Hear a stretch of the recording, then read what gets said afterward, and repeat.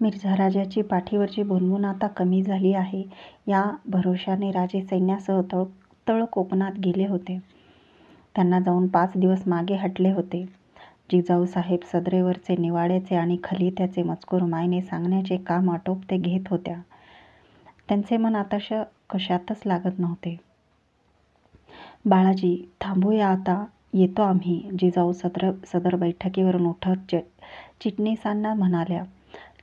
चिराखलागणीची वेळ होत आली होती. जशी आज्ञा म्हणत बराच वेळ कुरकुर चालवलेला सफेद शहामृग पीस बाळाजींनी कलमदानात हलकेच ठेवले. ते लगबगीने उठून उभे राहिले. तिकडे जिजाऊंच्या खासे महालात नित्याप्रमाणे त्यांना दिवट्यांचे सलाम देण्यासाठी लक्ष्मीबाई, पुतळाबाई, सकवारबाई, गुणवंतबाई, काशीबाई असा जवळजवळ सारा राणीवसा जमला होता.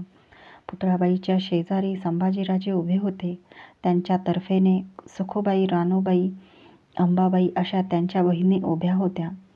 सारीजण जिजाऊंची वाट बघत होती.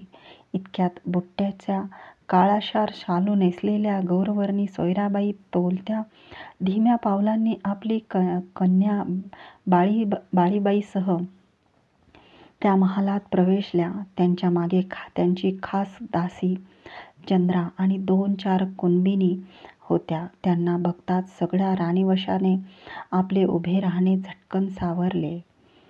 संभाजीराजांनी कमरेत वाकून त्यांना तिपेडी अदब मुजरा केला.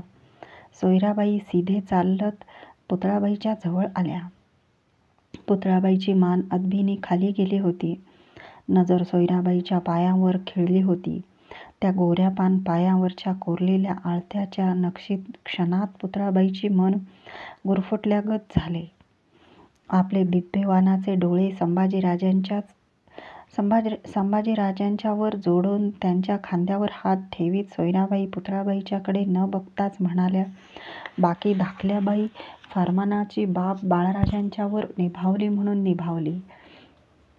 खुद्द स्वारींनाच फर्मान घेणे पडले असते तर कोण बेअदबी झाली असती साऱ्यांची. आमचे बाळराजे हुशारीचे कुठलीच कसूर त्यांनी नाही केली. टाकली मान वर उठवून पुतळाबाईंनी एकवार सोयराबाईच्याकडे बघितले. पायांवरची आळत्याची नक्षी त्यांच्या डोळ्यात दिसल्यासारखे पुतळाबाईंना वाटले. या म्हणत संभाजीराजांनी सोयराबाईंच्या जवळ उभ्या असलेल्या बाळाबाईंना हाताला धरून आपल्याजवळ घेतले. कोण प्रकारचं खलबत चाललं आहे बाळराजे थोरल्या बाईशी, असे हसून म्हणत जिजाबाई महालात आल्या. त्यांच्या येण्याने महालाला जणू सुगंधी भरलेपण मिळाले. कुणी काही बोलण्याच्या आत सोयराबाई पदर सावरीत बोलून गेल्या. नाही, आम्हीच म्हणत होतो बाळराजांना. सोयराबाईच्या नाकाचा मुळात लालसर असलेला शेंडा लालावून आला. मंचकावर शांत बैठक घेत जिजाऊंनी त्यांना विचारले, काय म्हणत होतात? की उमर लहान असताना त्यांना फर्मान घेणं पडलं. त्यांनी म्हणूनच हुशारीनं ते निभावलं. ते ऐकताना राणीवशातील सगळ्या राण्या एकमेकीच्या तोंडाकडे बघतच राहिल्या. सोयराबाईंनी नक्षी क्षणात पालटून टाकली होती. जिजाबाईंनी संभाजीराजांना राणीवशाला कुणालाच राजगडावर कल्पना नव्हती की राजे तळकोकणात नव्हते. ते मिर्झा राजाच्या गोटात त्यांच्यासाठी दिलेल्या शामियान्यात पिंजऱ्यात कोंडलेल्या वाघासारखे अस्वस्थ फेऱ्या घेत होते. मिर्झा राजाने तळकोकणात तातडीचे पत्र धाडून राजांना करेपठारावर आपल्या तळात बोलवून घेतले होते. राजांना कल्पना नसताना मिर्झाने खुद्द त्यांच्या नावाचे वफादारी जाहीर करणारे पत्र परस्पर औरंगजेबाला पाठवले होते.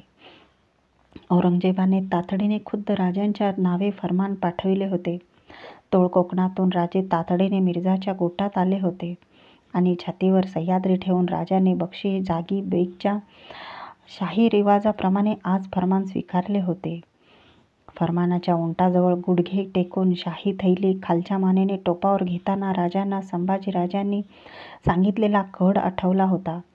जनावरासमोर गुडघे टेकून फर्मान घेताना जाम्यावर डाग पडतात, ते जाता जात नाहीत. फर्मान घेऊन आलेले राजे त्या आठवणीने हैराण झाले होते. एकसारखे अस्वस्थ फेऱ्या शामियान्यात घेत होते. एकाएकी ते थांबले. त्यांच्या मनात विचार उठला.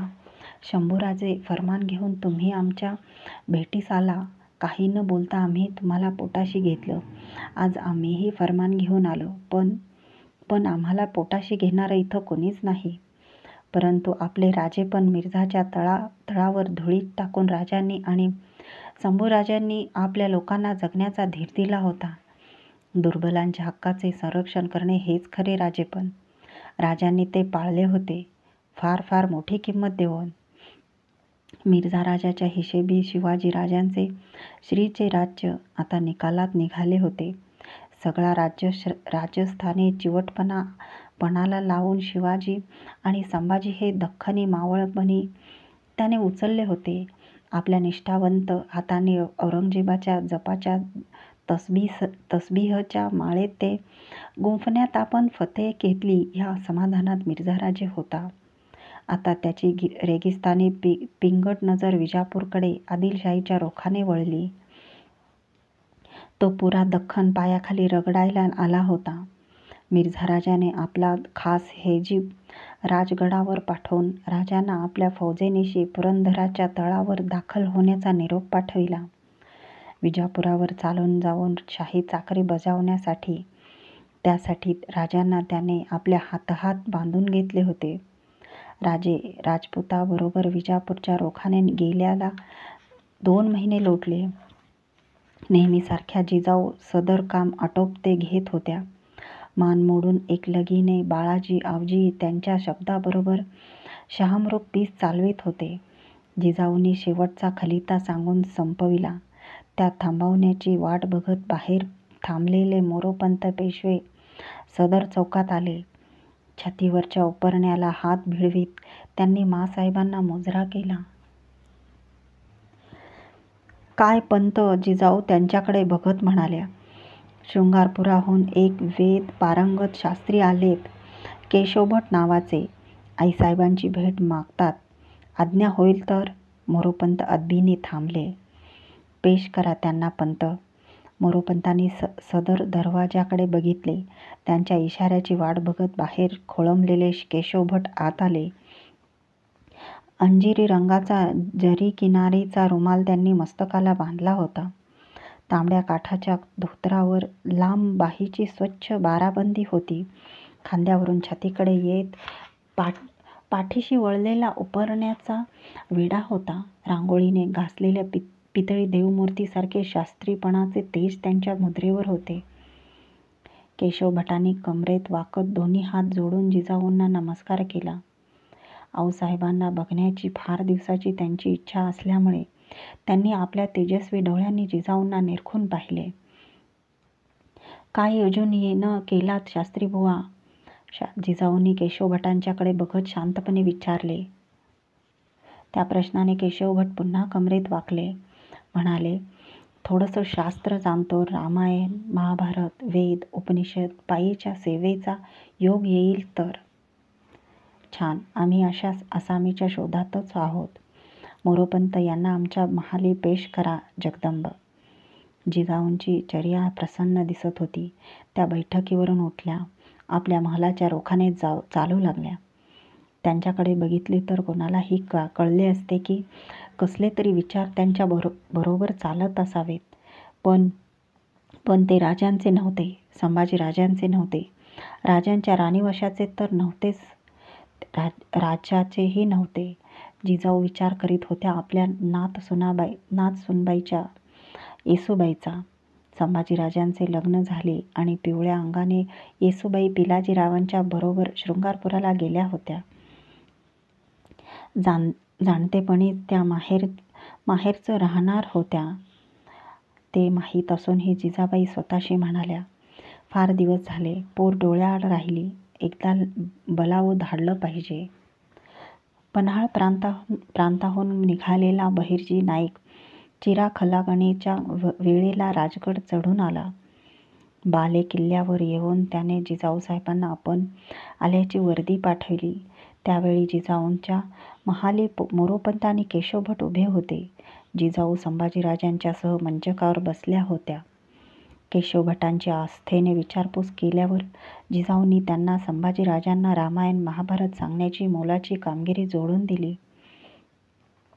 बहिर्जी आल्याची वर्दी मिळाल्यामुळे जिजाऊंनी मोरोपंत आणि केशव भट यांना निरोप दिला. रामोशी वेशातील दूरची धावणी घेतलेला दमगीर बहिर्जी महालात आला. जोहार घालून त्याने माँसाहेबांकडे बघितले. कोण मामल्याची खबर? बोला नाईक. विचारांचा गोंधळ उडाल्यामुळे घोटाळलेल्या बहिर्जीला जिजाऊंनी धीर दिला.